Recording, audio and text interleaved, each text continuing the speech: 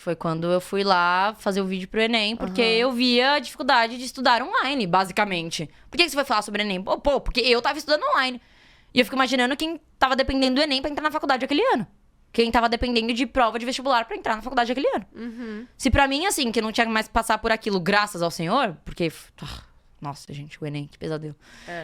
Eu fico imaginando quem tava ali naquela situação e tinha muito menos do que eu. Se eu já tava desesperada tendo tudo aquilo que eu tinha à mão, imagina quem não tinha e dependia exclusivamente do Enem, porque ali você ia ser jogado pra uma universidade pública, né? E dependia da universidade pública pra ter um ensino superior. Eu falei, meu Deus! Eles cancelaram? Eu não lembro. Eles adiaram o Enem. Adiaram, né? Eles adiaram o Enem. Foi quando? Eles adiaram pro começo de 2020, esse ano, mas ainda foi um caos, porque foi a volta, né, do ano novo, blá, blá, blá, e aí começou a subir absurdamente as mortes. A gente, perto ainda da nova data, né, que rolou o Enem, a gente ainda tentou adiar ele de novo, porque... E houve vários... E, assim, eu sei que casos isolados, assim, experiência própria, ela não conta como maioria, né, mas eu via várias pessoas próximas a mim falando assim, pô, mas se eu tiver com Covid, eu vou na prova. Porque já adiou uma vez. Eu não tenho mais saúde pra estudar. Não, e por quê? Eu não tenho outra oportunidade? Não, assim, ainda próximo de mim, as pessoas ainda tinham, assim. Eu tô falando de pessoas que usaram colégio particular e tudo mais. Mas eu ficava pensando no resto. Tipo assim, era uma situação complicada eu entendo que as pessoas não aguentam mais estudar. Pô, pandemia fudeu a saúde mental de muita gente. E era um saco, e aquela pressão da universidade, que a gente sabe que é um porre de vou entrar, não vou entrar, como é que eu vou fazer? Eu, por exemplo, quando eu prestei o vestibular, eu prestei 1 milhão de vestibular porque eu tava com medo de não passar em nenhum. Fiz o Enem, no final não usei a nota pra nada, porque eu passei no vestibular que eu queria. Fiz o vestibular da PUC, eu fiz a FUVEST, eu fiz o vestibular da GV. Fiz um monte, assim, que, pô, eu nem queria ir pra GV, mas eu fiz o vestibular da GV porque tinha também. E eu falei, pô, se eu passar aqui, então, beleza. Quase fiz outros vestibulares, eu quase prestei direito. Nem queria fazer direito, mas, tipo, sei lá, vai que eu não passo. Nossa. Então, eu já sabia que pressão era aquela, de tentar entrar na faculdade. E, pô, e aquilo multiplicado por 1 milhão, né? É gente morrendo próxima a você, pessoas que você não conhece morrendo, e aquilo sendo relatado o tempo todo nas mídias. Você abria o celular, você via aquilo, você abria a televisão, você via aquilo. Não ter recurso pra estudar, não conseguir estudar em paz, não ir pra escola, não ter o auxílio do seu professor. Pô, o meu pai é professor de escola pública. Eu vi próximo ao meu pai isso acontecer. Porque era o relato que meu pai tinha no final do trabalho ali online. Eu nunca vou esquecer disso. E eu acho que justamente pelo meu pai sempre trabalhou tanto na escola particular, né? Meu pai trabalhou muitos anos na rede particular, quanto na rede pública. Então, eu cresci com os relatos de desigualdade do meu pai. Então, meu pai tinha alunos que viajavam pra Disney nas férias, e meu pai tinha alunos que traficavam, porque era o que tinha pra comer no final do dia, assim, era o dinheiro do tráfico. Então, eu cresci com isso. Eu cresci com esses relatos. E que me motivaram, no final, muito a fazer esse vídeo sobre o Enem. O que meu pai falava. E aí, eu lembro que logo no meio da pandemia, isso devia ser agosto, alguma coisa assim, porque ia renovar o semestre, então devia ser agosto, assim, ia voltar às aulas.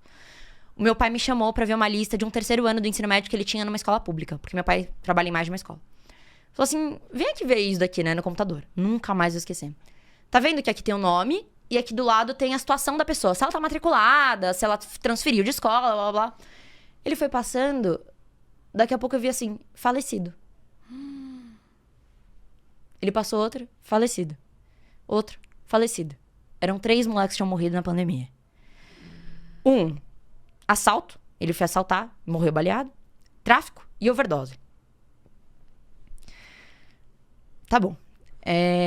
Acho que ali também... Aquilo me assustou muito, assim. Falei... Eu concordo, eu sou a primeira pessoa a falar, pô, roubar é uma merda. É horrível você perder uma... Eu fui furtada já. Eu sei que, pô, alguém roubar o celular é uma droga. Alguém roubar o seu carro é uma merda. Você batalhou muito pra conquistar aquilo. Eu trabalho, eu sei o que é a merda ser roubado. Mas quando você começa a entender... Não entender, é difícil também isso, mas... Saber. Quando você... Pô, ninguém deve gostar de roubar. Deve ser uma droga. Óbvio, existem pessoas ruins no mundo. Acho que existe gente mau caráter pra caramba. Mas ninguém... Todo mundo sabe a sujeira que é o tráfico. Não me fale que as pessoas sabem a sujeira que é o tráfico. As pessoas sabem que é uma droga roubar. Você já pensou o quão difícil você submeter a pedir comida no farol? O quão vergonhoso e humilhante deve ser isso pra alguém? Pra uma pessoa? Eu tenho vergonha de ligar pra pedir pizza. O quão vergonhoso deve ser você ter que implorar Compra alguma coisa pra mim ali no restaurante, por favor. Com criança no colo. Ou uma criança pedindo. Ou né? uma criança pedindo. Gente, isso é muito triste. Tipo assim... Então, eu acho que aí mais... Ainda quando eu entrei na faculdade, que eu acho que é um momento que você toma consciência de muita coisa que você vive...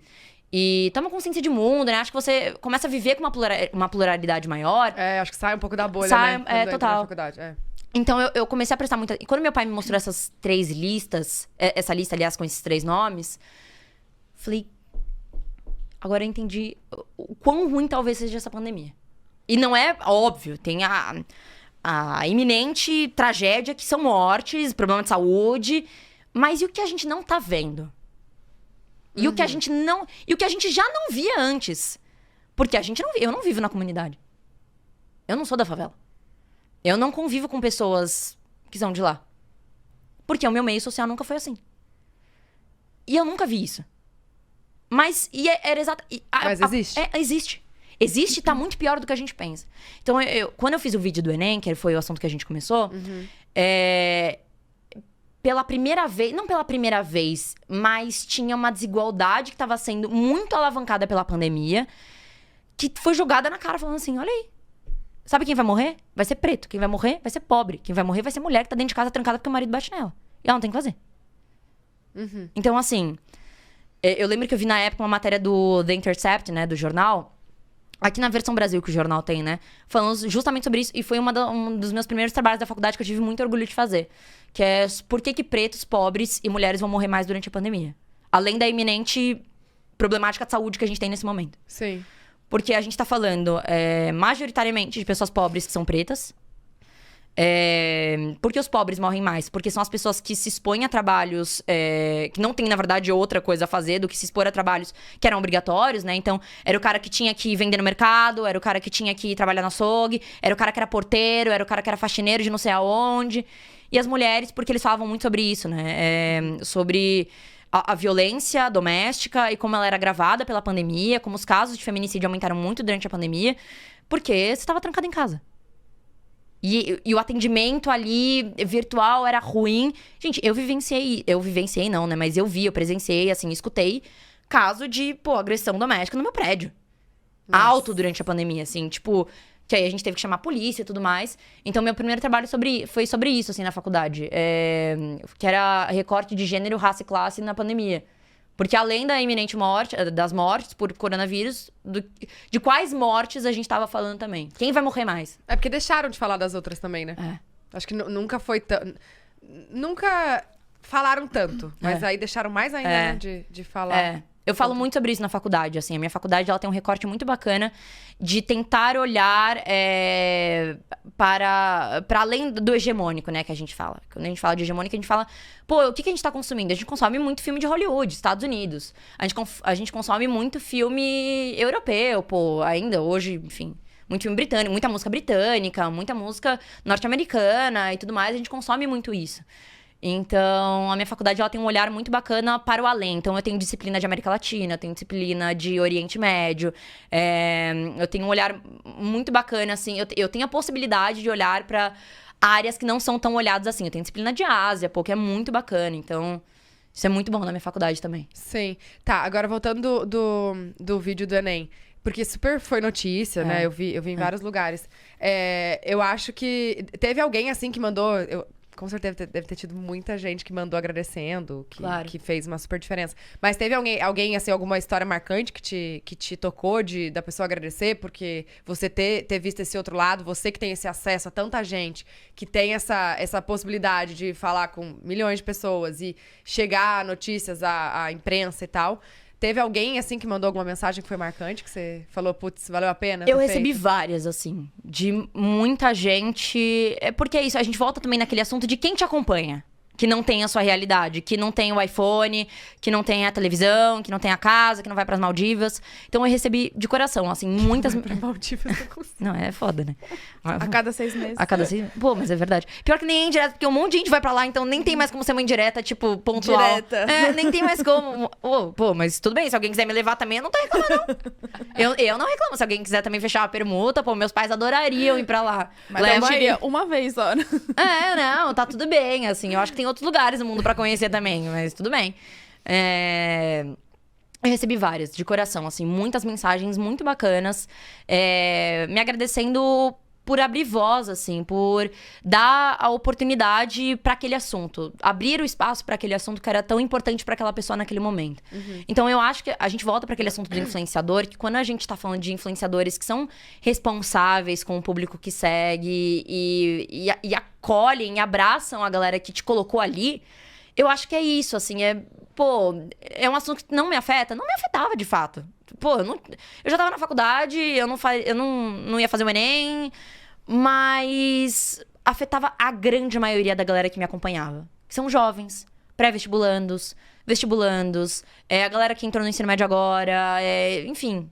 Aquilo afetava a galera que me seguia. E como que você viu essa necessidade, assim? Foi mensagens que te mandavam? Conversa em casa?